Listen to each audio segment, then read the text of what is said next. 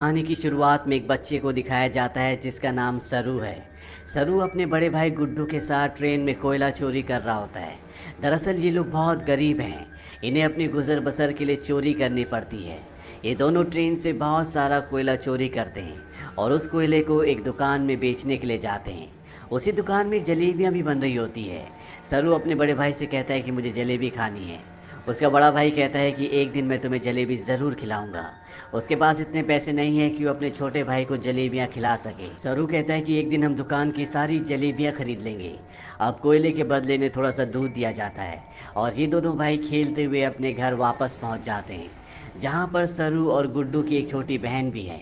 ये तीनों अपनी माँ के साथ रहते हैं। सरू की माँ अपने दोनों बच्चों से पूछती कि वो दूध कहाँ से लेकर आए, लेकिन वो इस बात का कोई भी जवाब नहीं देते। उसी रात को सरू का भाई गुड्डू काम पर जा रहा होता है। सरू कहता है कि मैं भी तुम्हारे साथ काम पर चलूँगा। उसका भाई कहता है कि तुम मेरे साथ नहीं चल सकते क्योंकि काम पर बोरियां उठानी पड़ती है और इस काम के लिए तुम बहुत छोटे हो। सरू अपने सिर के ऊपर चेयर उठाकर दिखाता है, साथ ही साथ वो साइकिल भी उठाने की कोशिश करता है। सरू कहता है कि मैं कोई भी काम कर सकता हूँ। सरू की जिद करने पर उसके भाई को उसे अपने साथ ले जाना पड़ता है। ये दोनों के दोनों एक ट्रेन स्टेशन पहुँचते हैं। सरू अपने भाई गुड्डू की गोद में ही सो जाता है। उसका भाई उसे उठाने की कोशिश भी करता है पर सरू बहुत छोटा है, उसे बहुत नींद आ रही होती है। वो कहता है कि मुझे सोने दो। सरू का भाई गुड्डू उसे एक बेंच पर लिटा देता है और कहता है कि मैं कल सुबह काम कर कर वापस लौट जाऊंगा, तुम यहीं पर रहना। जाने से पहले सरू अपने भाई को कहता है कि जब तुम लौटोगे तो जलेबी लेकर आना। वो कहता है कि ठीक है। सरू कहता है 2000 जलेबियाँ। इसके बाद उसका भाई गुड्डू काम पर चला जाता है। कुछ ही देर बाद जब रात और भी गहरी हो जाती है, स्टेशन पूरी तरह से खाली हो जाता है। इस पूरे स्टेशन पर सिर्फ एक ही बच्चा होता है और वो होता है सरू। सरू वहीं प्लेटफॉर्म पर खड़ी एक ट्रेन में जाकर बैठ जाता है। कुछ ही देर बाद उसे नींद आ जाती है। सुबह जब उसकी नींद खुलती है तो ट्रेन चल रही होती है। सरू ये देखकर घबरा जाता है और ट्रेन में चारों तरफ भागता है। वो अपने भाई को आवाज़ भी देता है, साथ ही साथ वो ट्रेन के दरवाजे खोलने की भी कोशिश करता है पर दरवाजे पूरी तरह से लॉक्ड होते हैं। इसीलिए ट्रेन के कई बार रुकने के बाद भी वो ट्रेन से बाहर नहीं निकल पाता। ट्रेन की बोगी पूरी तरह से खाली है। सरू भूखा प्यासा इस ट्रेन में फंस चुका है। कुछ दिन का सफ़र तय करने के बाद ट्रेन कलकत्ता वेस्ट बंगाल पहुंच जाती है, यानी सरू के घर से 1600 किलोमीटर दूर। सरू मध्य प्रदेश के खांडवा डिस्ट्रिक्ट से है। वो स्टेशन पे उतरता है जहाँ पर बहुत ज़्यादा भीड़ होती है। वो टिकट काउंटर पर जाता है और कहता है कि मुझे अपने घर जाना है, पर यहाँ पर सब बंगाली में बात कर रहे होते हैं। सरू को किसी की बात समझ में नहीं आती। वो वहीं स्टेशन पर बैठे अपने जैसे कुछ बच्चों के साथ जाकर बैठ जाता है जिनके पास कोई भी घर नहीं होता। और कुछ ही देर बाद यहाँ पर कुछ लोग आते हैं जो उन बच्चों को उठाकर अपने साथ ले जा रहे होते हैं। सरू किसी तरह से वहाँ से भाग जाता है और वो एक बार फिर से रात के अंधेरे में इस बड़े शहर में पूरी तरह से अकेला है। उसे बहुत भूख भी लगी होती है। तभी उसे देवी माता की एक मूर्ति दिखती है। वो देवी माँ को नमन करता है और देवी माँ के चरणों में जो प्रसाद होता है वो उस प्रसाद को खाता है। अगली सुबह सरू ट्रेन ट्रैक पर चल रहा होता है क्योंकि वो अपने घर जाना चाहता है। तभी यहाँ पर एक औरत आती है जिसका नाम नूर होता है। वो सरू से पूछते है कि तुम्हारा घर कहाँ है। वो कहता है कि गणेश तल्ले। ये मध्य प्रदेश में इतना छोटा गांव होता है जिसके बारे में किसी को कुछ नहीं पता होता। नूर उसे अपने घर ले जाती है, उसे खाना खिलाती है, नहलाती है। वो कहती है कल सुबह एक आदमी आएगा जो तुम्हारी मदद करेगा, वो तुम्हें तुम्हारी मम्मी से मिलवा देगा। अगली सुबह यहाँ पर रामा नाम का एक आदमी आता है। वो सरू की पूरी बॉडी चेक करता है और नूर को धीरे से कहता है कि तुमने बहुत अच्छे से काम किया। उन्हें ऐसी लड़के की तलाश थी। सरू को इन दोनों पर शक हो जाता है, इसीलिए वो मौका देखकर इस घर को छोड़कर भाग जाता है। सरू अपने कई दिन हावड़ा ब्रिज के आसपास गुजारता है। उसे हमेशा अपनी मम्मी की याद आती है कि किस तरह से उसकी मम्मी पत्थर तोड़ा करती थी और वो अपनी मम्मी की मदद किया करता था। सरू अपनी मम्मी से बहुत प्यार करता है पर अब वो यहाँ से 1600 किलोमीटर दूर है जिसके बारे में सरू को कुछ भी नहीं पता। सरू को इसी तरह से यहाँ पर 2 महीने बीत जाते हैं और एक सुबह जब बारिश हो रही होती है तो वो एक कैफ़े के बाहर बैठा होता है। कैफ़े के अंदर एक लड़का कॉफ़ी पी रहा होता है और बाहर से सरू उसकी नकल उतार रहा होता है। वो लड़का बाहर आता है और सरू को कुछ खाने के लिए देता है। इसके बाद वो सरू को अपने साथ पुलिस स्टेशन ले जाता है। वो बताता है कि इस लड़के को बंगला बोलनी नहीं आती है, हिंदी में बात करता है। जब मैंने इससे पूछा कि कहाँ से है तो इसने बताया कि ये गणेश तल्ले से है। इस जगह के बारे में न लड़के को ना ही पुलिस वाले को कुछ पता होता है क्योंकि ये मध्य प्रदेश में एक बहुत छोटा सा गांव है। लड़का सरू से उसकी मम्मी का नाम भी पूछता है। सरू कहता है कि मेरी मम्मी का नाम अम्मी है। दरअसल उसे अपनी मम्मी का नाम नहीं पता होता। पुलिस उसके पेरेंट्स को ढूंढने की बहुत कोशिश करती है, पर सरू के घर का, उसके गांव का, उसके परिवार का कुछ भी पता नहीं चलता। इसीलिए पुलिस उसे एक अनाथ आश्रम में भेज देती है।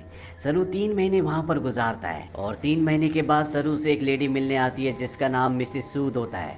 वो सरू को बताती है कि पिछले 3 महीनों से हम तुम्हारी अम्मी को, तुम्हारे परिवार को ढूंढने की कोशिश कर रहे हैं, पर कुछ भी पता नहीं चला। हमने न्यूज़पेपर में इश्तेहार भी दिया, जिस न्यूज़पेपर को हर रोज़ 1.5 करोड़ लोग पढ़ते हैं, पर इसका भी कोई फ़ायदा नहीं हुआ। सरू कहता है कि मेरा घर यहाँ से बहुत दूर है, मैं अपनी अम्मी के पास, गुड्डू के पास जाना चाहता हूँ। मिसेस सूद कहती है कि हमने हर जगह तलाश करने की कोशिश की, अब इंतज़ार का कोई फ़ायदा नहीं है। एक ऑस्ट्रेलियन कपल है जो तुम्हें अडॉप्ट करना चाहता है, वो बहुत अच्छे लोग हैं, उनके साथ तुम बहुत खुश रहोगे, तुम्हें ऑस्ट्रेलिया जाना होगा। इसके बाद मिसेस सूद सरू को अपने साथ अपने घर ले आती है, जहाँ पर कुछ और बच्चे भी होते हैं। मिसेस सूद सबको इंग्लिश के वर्ड, टेबल मैनर से सब कुछ सिखाती हैं और अब सरू को ऑस्ट्रेलिया भेज दिया जाता है, जहाँ पर मिस्टर जॉन और उनकी वाइफ सू, जिन्होंने सरू को अडॉप्ट किया होता है, उसे देखकर वो बहुत खुश होते हैं। सरू को ये अपने घर ले आते हैं। छोटे से मिट्टी के घर में रहने वाला सरू जब इस घर को देखता है तो पूरी तरह से हैरान होता है।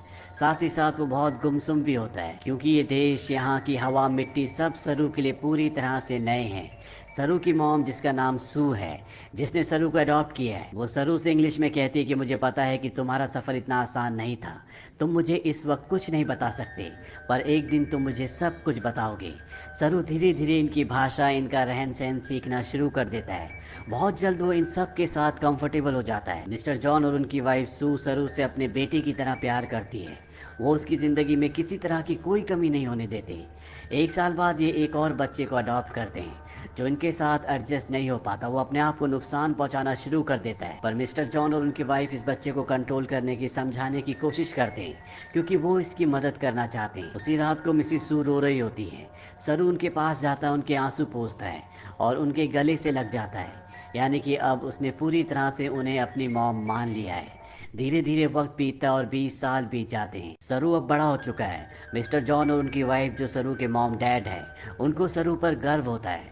वो होटल मैनेजमेंट की पढ़ाई करने के लिए मेलबॉर्न जा रहा होता है। वो अपने उस भाई से भी मिलता है जिसे मिस्टर और मिसेस जॉन ने सरू के बाद अडॉप्ट किया था, लेकिन ये दोनों एक दूसरे को पसंद नहीं करते। सरू अब होटल मैनेजमेंट की इंट्रोडक्टरी क्लास में पहुंच जाता है, जहां पर सब अपने बारे में बताते हैं। सरू कहता है कि वो अपना होटल खोलना चाहता है, साथ ही वो ये भी बताता है कि वो इंडिया में कैलकाटा से है।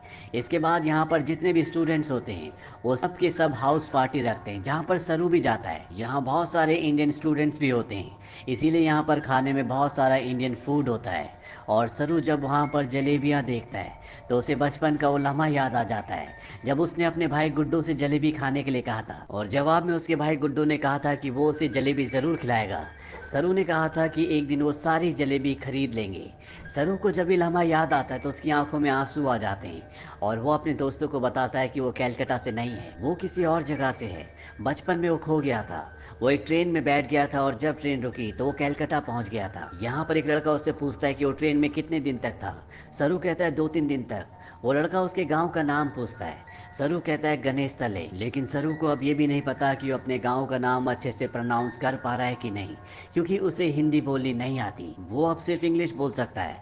यहाँ पर एक लड़का उससे कहता है कि कैलकाटा के हावड़ा ब्रिज से, जहाँ पर तुम बचपन में पहुँचे थे, अगर वहाँ से हम टाइम और ट्रेन की स्पीड को कैलकुलेट करें और वापस जाएं तो हम तुम्हारे गाँव के आसपास के रेडियस में पहुँच सकते हैं। यहाँ पर एक लड़की उसे गूगल अर्थ के बारे में बताती है।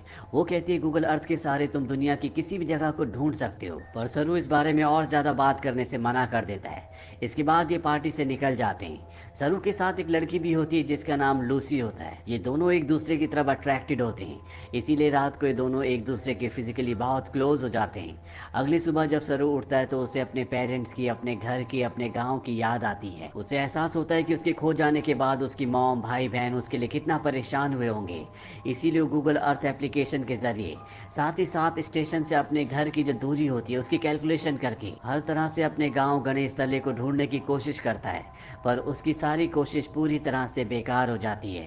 धीरे धीरे वक्त बीतता और 3 साल बीत जाते हैं। लूसी का और सरू का रिश्ता अब और भी गहरा हो चुका है। ये दोनों एक दूसरे से बहुत प्यार करते हैं पर सरू आज भी अपने परिवार के लिए परेशान है। उसे कई बार अपने भाई की छवि दिखती है। उसे एहसास होता है कि उसका भाई उसे कह रहा है कि उसे घर चले जाना चाहिए। सरू अपने परिवार की यादों में उन्हें ढूंढने में इतना खोया होता है कि धीरे धीरे वो लूसी से अलग हो जाता है। वो लूसी से कहता है कि तुम मुझसे बेहतर इंसान डिजर्व करती हो। लूसी और सरू अलग हो जाते हैं। कई महीनों के बाद लूसी को सरू जब एक दिन एस्केलेटर पर देखता है तो वो उससे बात करता है। वो लूसी से कहता है कि वो उसे बहुत मिस करता है। इसके बाद एक बार फिर से दोनों एक दूसरे के बहुत क्लोज आ जाते हैं। लूसी सरू से कहती है कि तुम्हें अपनी मॉम के पास जाना चाहिए, उन्हें तुम्हारी ज़रूरत है। सरू अपनी मॉम के पास जाता है जिनकी तबीयत ख़राब होती है।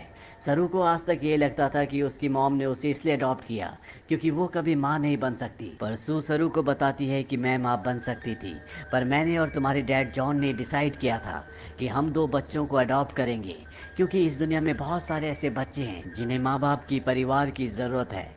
वो सरू को अपने बचपन का एक एक्सपीरियंस भी बताती है। वो कहती है कि मेरे डैड बहुत ज़्यादा अल्कोहल पीते थे, वो एक अच्छे इंसान नहीं थे। मैं हमेशा डरी डरी रहती थी और एक दिन जब मैं अपने घर के पीछे गई तो मैं चाहती थी कि धरती मुझे निगल ले। तभी मुझे खेत की दूसरी तरफ एक बच्चा दिखा जिसकी ब्राउन स्किन थी और अगले पल वो बच्चा मेरी साइड में खड़ा था। उस पल मुझे एहसास हो गया कि अब मेरी ज़िंदगी में सब कुछ ठीक होगा। फिर तुम और तुम्हारा भाई मेरी ज़िंदगी में आए, लेकिन अब तुम मुझसे बात नहीं करते, मुझे तुम्हारी ज़रूरत है। सरू को यहाँ पे एहसास होता है कि उसे अपनी मॉम का साथ देना चाहिए और साथ ही वो अपनी बायोलॉजिकल मदर को भी ढूंढना चाहता है, अपने भाई को ढूंढना चाहता है। इसीलिए एक बार फिर से वो गूगल अर्थ पर अपने गांव को ढूंढने की कोशिश करता है और जब वो इंडिया के अलग अलग हिस्सों को जूम करके देखता है तो उसे वो जगह दिख जाती है जहाँ पर उसकी मॉम पत्थर तोड़ा करती थी। इसके बाद वो धीरे धीरे आसपास के पूरे एरिया को सर्च करता है और उसे अपना गाँव, जिसका नाम गणेश तलाई है, वो मिल जाता है। उसे पता चल जाता है कि उसका गांव मध्य प्रदेश के खांडवा डिस्ट्रिक्ट में है। इस बात से बहुत खुश होता है। वो ये बात लूसी को और अपनी मॉम को भी बताता है। उसकी मॉम भी उसके लिए बहुत खुश होती है क्योंकि उसकी मॉम और उसके डैड चाहते हैं कि वो इंडिया जाकर अपने परिवार से मिले। सरू अब भारत आ जाता है और वो उस जगह पहुंच जाता है जहां पर उसने अपना बचपन बिताया था। वो धीरे धीरे बचपन की यादों से आगे बढ़ता हुआ उस घर तक पहुंच जाता है जहां पर बचपन में वो अपनी मॉम, अपने भाई और अपनी बहन के साथ रहा करता था। पर अब इस घर में कोई भी नहीं रहता। वो आस पड़ोस से पूछने की कोशिश भी करता है पर उसकी भाषा किसी को भी समझ नहीं आती और ना ही अब वो हिंदी समझ सकता है। तभी वहाँ पर एक आदमी आता है जिसे इंग्लिश आती है। सरू उसे अपना, अपने भाई का और अपनी बहन का नाम बताता है। उससे पूछता है कि जो परिवार पहले इस घर में रहता था अब वो कहाँ चला गया, पर वो आदमी उसकी बात का जवाब नहीं देता, वहाँ से चला जाता है। पर कुछ ही पलों के बाद वो लौट कर आता है और सरू को इशारा करता है। सरू जब उस तरफ जाता है तो वो देखता है कि सामने से एक बूढ़ी औरत आ रही होती है और ये औरत और कोई नहीं बल्कि वो होती है जिसकी गोद में सरू ने अपना बचपन बिताया था। ये उसकी बायोलॉजिकल मॉम होती है। वो उनके गले लगकर बहुत रोता है। सरू की मॉम आज तक इस गांव को छोड़कर इसीलिए नहीं गई थी क्योंकि उसे यकीन था कि एक दिन उसका बेटा लौटकर ज़रूर आएगा। सरू की बहन भी यहाँ पर होती है। वो अपनी बहन को अपने गले से लगा लेता है पर सरू अपने भाई से मिल नहीं पाता। उसे पता चलता है कि जिस रात वो अपने भाई के साथ काम पर गया था पर सरू को नींद आ रही थी, इसीलिए उसके भाई ने उसे बेंच पर सुला दिया था। और जब उसका भाई जा रहा था तो सरू ने अपने भाई से कहा था कि सुबह जलेबी लेकर आना। उसी रात को उसके भाई गुड्डू की एक ट्रेन दुर्घटना में मृत्यु हो गई थी। यानी कि एक माँ ने एक ही रात में अपने दोनों बेटों को खो दिया था। पर उसकी उम्मीद, ईश्वर पर उसकी आस्था थी जो इतने सालों तक वो अपने छोटे बेटे सरू का इंतजार करती रही। और आज 25 सालों के बाद उसका बेटा वापस लौट आया। सरू इसके बाद ऑस्ट्रेलिया में अपने मॉम और डैड को कॉल करता है। वो उन्हें बताता है कि मुझे मेरा परिवार मिल गया, पर इससे कुछ भी नहीं बदलता। आज भी आप मेरे लिए वही हो जो पहले थे, आप मेरे मॉम डैड हो। इसके बाद सरू उन सभी जगहों पर जाता है जहाँ पर वो अपने भाई के साथ खेला करता था और इन जगहों पर जाकर उसे अपने बचपन की याद आ जाती है जब वो इन्हीं रास्तों पर अपने भाई के साथ चला करता था। सरू को यहाँ पर एक और बात पता चलती है कि उसका नाम सरू नहीं बल्कि शेरू है, जिसका मतलब होता है लायन। अंत में हमें कुछ रियल फुटेज दिखाई जाती है जिसमें सरू के वो माँ बाप जिन्होंने उसे अडॉप्ट किया था वो इंडिया आते हैं। इंडिया में सरू की जो असली बायोलॉजिकल मॉम होती है वो उन्हें अपने गले से लगा लेती है। तो ये थी सच्ची कहानी सरू की।